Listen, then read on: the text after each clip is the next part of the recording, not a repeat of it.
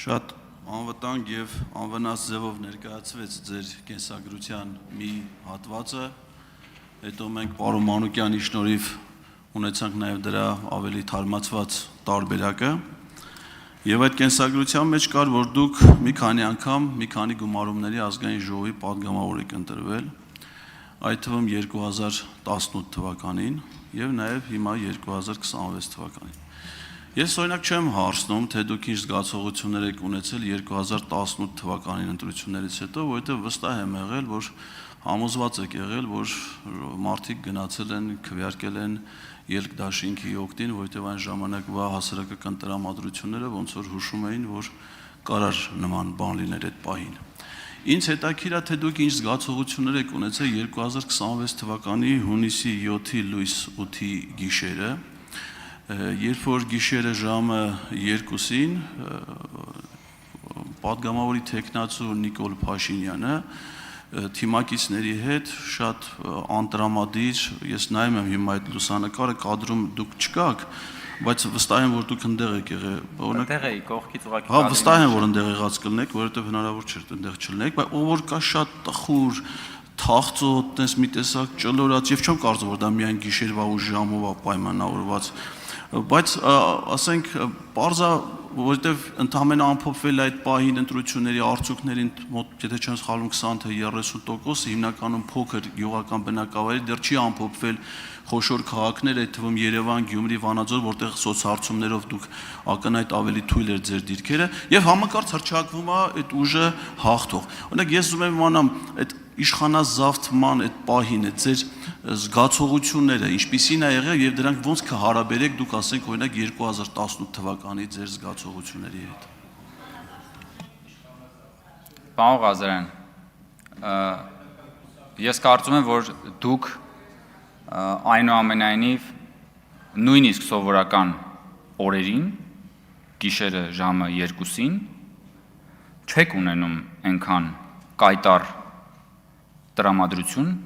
ինչպես որ ունենում եք, ասենք, առավոտյան 10-ին, եթե քնած չեք իհարկե առավոտյան 10-ին։ Այսինքն նորմալ է, որ կարող է ընտրության օրը,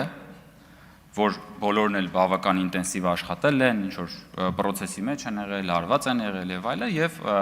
կարող է այդքան կայտար չլինեն։ Բայց ինչպես որ բոլոր դեպքերում, այնպես էլ էստեղ կա իրականություն եւ կա ստոպ կադր։ Հիմա պարոն Ղազարյան, դուք այս պահին ճլորած չեք։ Դուք ասում եք ճլորած բան, դուք ճլորած չեք ակնհայտորեն։ Եվ նաև ունեք նորմալ տրամադրություն, երբեմն կարող է նաև ժպտում եք։ Բայց եթե մենք վերցնենք ստոպ կադրեր ձեր այսօրվա ամբողջ ներկայությունից կամ ոչ միայն ձեր, իմ եւ մյուսների, հաստատ կլինի, ասենք, ճլորած դեմքի արտահայտություն։ Դուք աստիկ ճլորած, դրա համար եմ ես ճլորած ասում։ Ասենք դուք վերցրել էին բան, ստոպ կադրեր մարդկանց, ովքեր որ այդ պահին, ասենք, դե կանգնած խոսում են, ինչ որ իդեպ, հետո մեր գործընկերները հրապարակեցին ուրախ կադրերը։ Այդ նույն տեսանյութի մեջ կային նաև ուրախ կադրեր։ Հասկանում եք, պարոն Ղազարյան, դա կյանքն էլ է տենց։ Ֆոկուսի հարց է։ Նայած թե դուք ինչ եք ուզում տեսնել։ Եվ ինչի վրա եք ձեր ուշադրությունը դարձնում, դա էլ տեսնում եք։ Ինչ վերաբերում է պարոն Ղազարյան իշխանազավթմանը, ես այնուամենայնիվ ուզում եմ ձեզ հիշեցնել, պարոն Ղազարյան, որ դուք մասն եք եղել մի քաղաքական թիմի, քաղաքական թիմերի, որոնք որ Հայաստանի Հանրապետությունում ունեն իշխանազավթման ամենամեծ պորտֆոլիոն, որոնք որ կազմակերպել են, որոնց օրոք որ կազմակերպվել է հոկտեմբերի 27-ի ահաբեկչությունն ու տերորը, որոնց օրոք որ Երևանի փողոցներում գնդակահարվել են Հայաստանի Հանրապետության քաղաքացիներ, հետաքրքիր է իմանալ, պարոն Ղազարյան, դուք ինչ հոգեվիճակ ունեիք այն պահերին, երբ որ համագործակցում էիք այդ քաղաքական ուժերի հետ, եւ շատ լավ գիտեիք, որ նրանք պատասխանատու են եղել հոկտեմբերի 27-ի ահաբեկչության համար,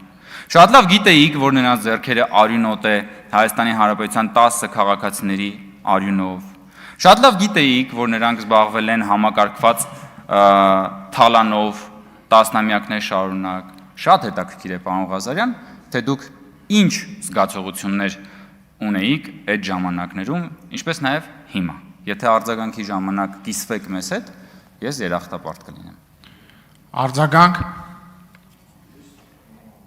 Մի սեղմեք։ Միշտ չի որ պետքա սեղմել, դուք սպասեք կմիանը։ Ես ճիշտ ասած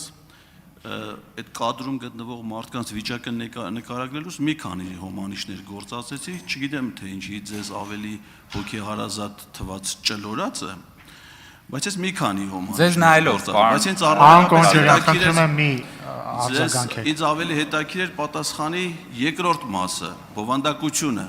որ երբ որ տեղի ունենում իշխանազավթում, ինչ զգացողություններ են ունենում են մարդիկ, երբ որ կանգնացվում է ձայների հաշվարկը եւ այն վերսկսվում է ժամը 7-ին եւ արդեն հնչեցվում են այն թվերը, որոնք հնչեցվել էին ժամը 2-ին ձայների հաշվարկը։ Ինձ դա էր ավելի շատ հետաքրքիր։ Իսկ իշխանազավթման նախորդ իշխանությունների ժամանակաշրջանի հետ կապված ես կարծում եմ այս դահլիճում ձեր խմբակցության առաջի շարքի բազմաթիվ падգամավորներ ձեզ ավելի մանրամասն ինֆորմացիա կտան, որովհետև իրանց դիրքը այդ ժամանակաշրջանում եւ ազդեցությունը հանրային կյանքի վրա շատ ավելի մեծ է եղել։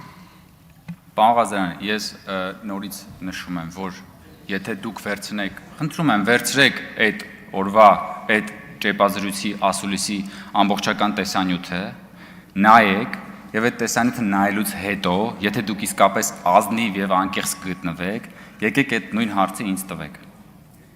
Եվ այդ ժամանակ ես ձեզ կպատասխանեմ, թե ես ինչ զգացողություն ունեի եւ դուք էլ կպատասխանեք, թե դուք ինչ զգացողություն ունեիք, երբ որ հայտնաբերեցիք, որ մենք այդքան էլ տխուր չենք եղել այդ կադրում։ Ինչ վերաբերում է հայտարարելու ժամին, պարոն Ղազարյան, դուք բավական փորձառու մարդ եք, եղել եք արտակարգ, դեսպանորդ եւ նախարար, եթե ճիշտ եմ ասում, տարբեր պաշտոններ եք զբաղեցրել, դաշնամուր եք նվագում, շատ ակտիվ գործիչ եք։ Դուք պիտի իմանաք, պարոն Ղազարյան, որ ընդհանրապես ընդունված է ամբողջ աշխարհում ընտրությունների գիշերը, նույնիսկ ավելի վաղ, հաշվի առնելով էքզիտ փոլերը, հաշվի առնելով արդեն եղած բավականաչափ շեմը ձայների հաշվարկի տոկոսային հարաբերությունը, բազմաթիվ ժողովրդավարական երկրներում արդեն քաղաքական ուժերը իրենց գրասենյակներում հայտարարում են ընտրության ընդհանուր պատկերը։ Դա նորություն չի։